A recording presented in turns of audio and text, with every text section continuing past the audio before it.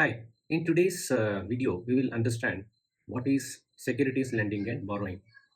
See, securities lending and borrowing is usually done between high net worth individuals, mutual funds, pension funds, and hedge funds. Mutual funds and hedge funds hold large quantities of securities for long term, whereas hedge fund needs securities for the purpose of shorting and for other hedging activities. So usually the lending and borrowing happens between these two to three entities. Now let us understand how this happens. Now in India, a national stock exchange has got securities borrowing and lending platform SLBM, where the lender gives his desirability to lend his shares in the open market. So the borrower places the request on the SLBM exchange, and the usually the securities are lent based on the collateral given.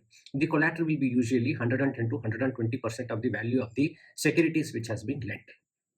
Now one doubt comes, what will happen to the securities? See, the securities will move out from the demat account of the lender. If it is a pension fund, the securities will definitely move out, but the lender holds the right of the economic value of that particular securities which has been lent.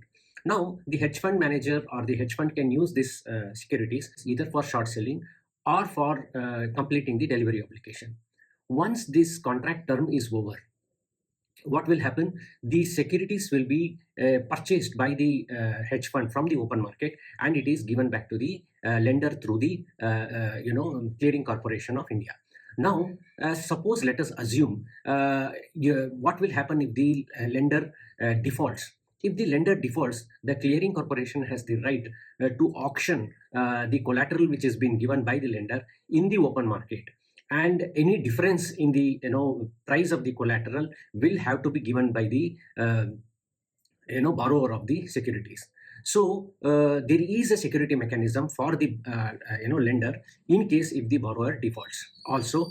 So during the period of the contract, if the company declares any dividend, then the borrower has to make good the dividend which is given by the company.